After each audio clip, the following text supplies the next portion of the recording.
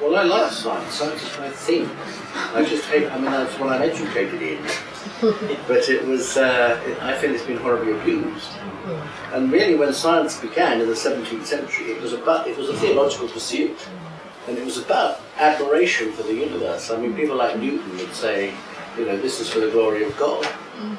As Bach would say about his music a little later. You know, and that's how they saw it. And that to me is how it should be, and it was right through the 19th century into the 20th century. Recently, I just think, well, it's always been there in the background, I think, but in recent years, it's completely lost direction, and I think the Royal Society deserves a lot of flack and abuse for this. And science, which should be this kind of wonderful thing, you know, what does the universe really like, and isn't it wonderful, has actually become really the handmaiden of big business. It's financed by big business. It does the things that big business wants it to do. When I did biology at school, something like, more than 50 years ago, it was about, you know, admiring nature. And now it's not. It's about how you get a job with Monsanto. What I want to say is that science doesn't have a monopoly on what's true. It doesn't have a monopoly on rational thought. It doesn't have a monopoly on rigour. And the guy I like on this is, what's his Christian name? Said Nasser. And he says, you know, he says, and lots of Eastern people do say this, you know, the trouble with the West is it's lost sight of what metaphysics is. And he says, if you lose sight of what metaphysics, you're completely rootless. Einstein more or less said the same thing, actually.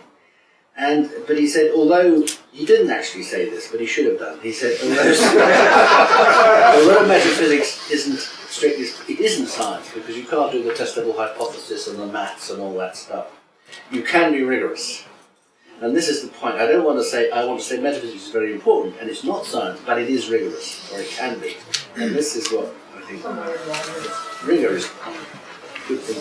I was just wondering if you could say something on markets, because I know from reading your work that you and Carlo Petrini of Slow Food as well are supporters of some kind of form of kind of small-scale entrepreneurialism, and that's kind of a break from the position that a lot of people have who hold that markets are themselves the problem.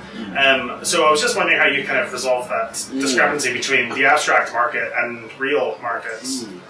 Well, believe it or not, I'm a fan of Adam Smith, such as I've read of Adam Smith.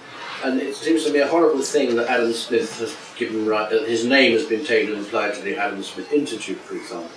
And Obama the other day was talking about Adam Smith. And he said, you know, what Adam Smith said was that the free market is, you know, the defender of freedom and the producer of prosperity and all that, and that's the myth. What Adam Smith also said was, but beware of corporates, he said.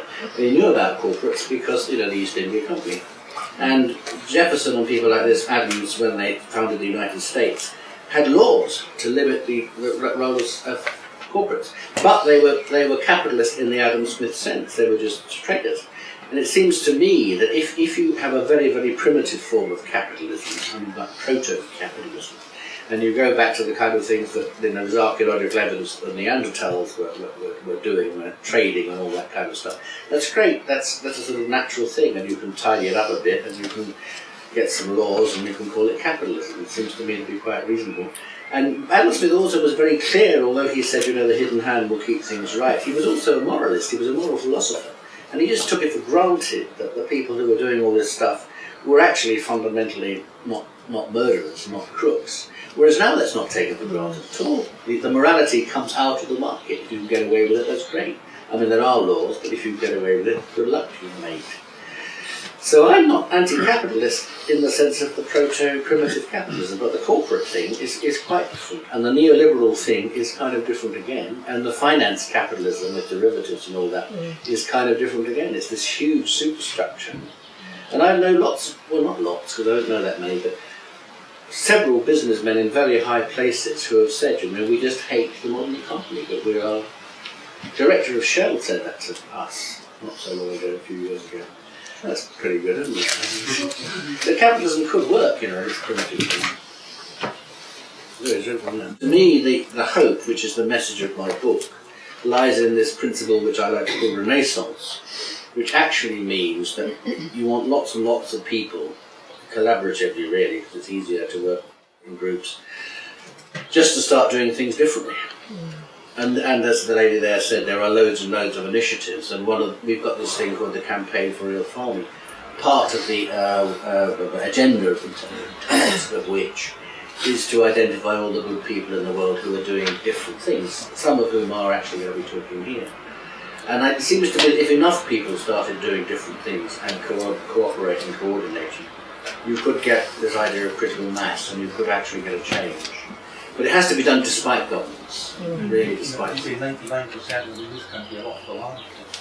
Oh yeah, I know, but I mean, we're again, another discussion we're going to have later in the year is how you get lots of people back on the land.